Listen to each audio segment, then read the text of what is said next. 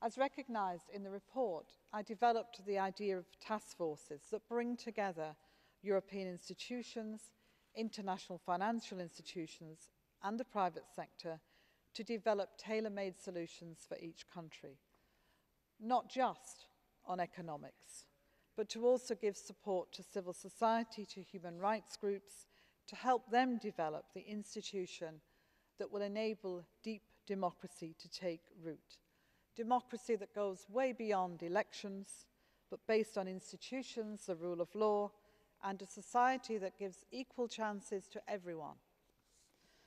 That approach has been important in our cooperation with Tunisia and Jordan, and of course I would highlight how much more we need to do in Libya. A lot of my time in the recent months has been spent in Egypt, where I believe we have a unique role. We've built a strong reputation. We are a trusted interlocutor, and I remain able to speak with all sides in Egypt to provide the constant message that an inclusive process is the best guarantee of future stability, and that stability is required if we're able to deal with the country's political and economic problems. Not only a message to give to the political leaders, but in my last visit I also met with the Grand Imam and the Coptic Pope to talk to them too from the religious perspective. Many honourable members have been concerned about what's happened to Christians in Egypt, so my engagement with the Coptic Pope was especially important in delivering those messages directly from you to him. I should mention as well, in thinking of our neighbourhood, the work that's currently going on the Middle East peace process. The strong collaboration I have with US Secretary John Kerry, and the work that we do engaging directly with both parties in support of these negotiations. We know our objective to find a lasting solution to this conflict based on two states.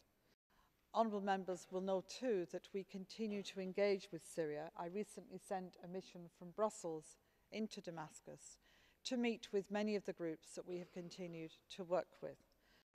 €2 billion of humanitarian development and stabilisation assistance has gone to both Syria and to its neighbours. And we've worked too in helping to support OCPW as it seeks to deal with the chemical weapons in Syria. We have provided logistical support, the vehicles that they're using, and I've been in touch with the Secretary General to make it clear we will continue to help in any way that we can. But I want to also talk about what's happening in our eastern neighbourhood. Honourable members, I know, are very focused on the Vilnius summit, which will take place next month. Our aim is a common future to ensure prosperity, security, and to guarantee long-term stability, to bring our partners as close as possible to the European Union. In recent days, I've met with the foreign ministers of Armenia and with Ukraine, again, to make it clear what needs to happen. Especially with Ukraine, we've made it absolutely clear that we see the delivery of 3 issues as crucial signals of Ukraine's determination. Improved legislation on the electoral process, the move to adopt ambitious reform of the General Prosecutor's Office, and of course to deal with the issue of selective justice. Elsewhere, we've also continued to engage with Serbia and Kosovo. I met with the leaders for the 17th time in recent days as we prepare for the elections on the 3rd of November.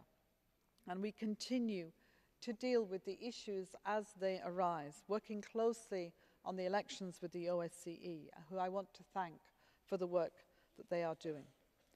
We've come an extremely long way in a very short time.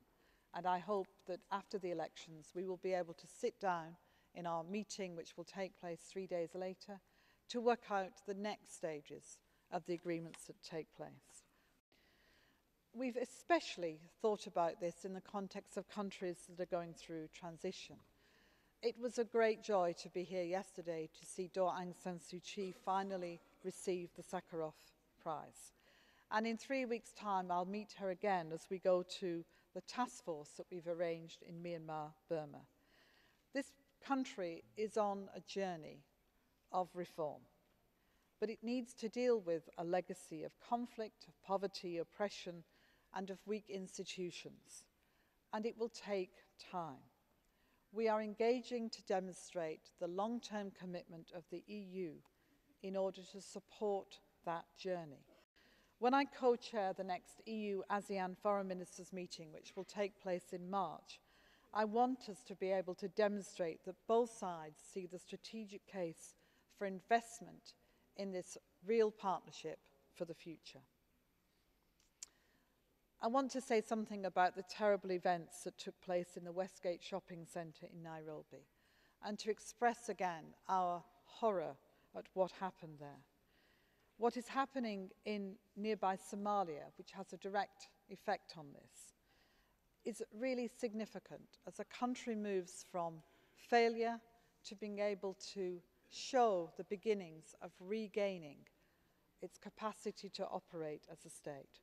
And I was really pleased to co-host with the President of Somalia the Brussels conference, which was a milestone in our efforts to reconstruct a peaceful state, a federal state, and the willingness of the international community to support it. And in Central African Republic, where we're working to support the transition process and the restoration of the rule of law. Last January, we had the successful EU-CELAC summit in Santiago, an opportunity to reinforce the partnership and to get the agenda set for our work for the coming years. In the Caribbean too, we've commissioned and put together a joint strategy that emphasises our relations are more than, important though they are, traditional development, cooperation and trade. Again, important to develop these strategic relations with regions across the world that move from traditional relationships to the forward-looking strategic political partnership. I agree too that the relationship with the United States is vital in this. That partnership is essential for us and I would say for them. And I believe too that signing the TTIP will make that even stronger. A promotion and protection of human rights too at the centre of our policies, developing the range of instruments that we've got. The strategic framework and the action plan on human rights and democracy is designed to be our guiding reference for our action.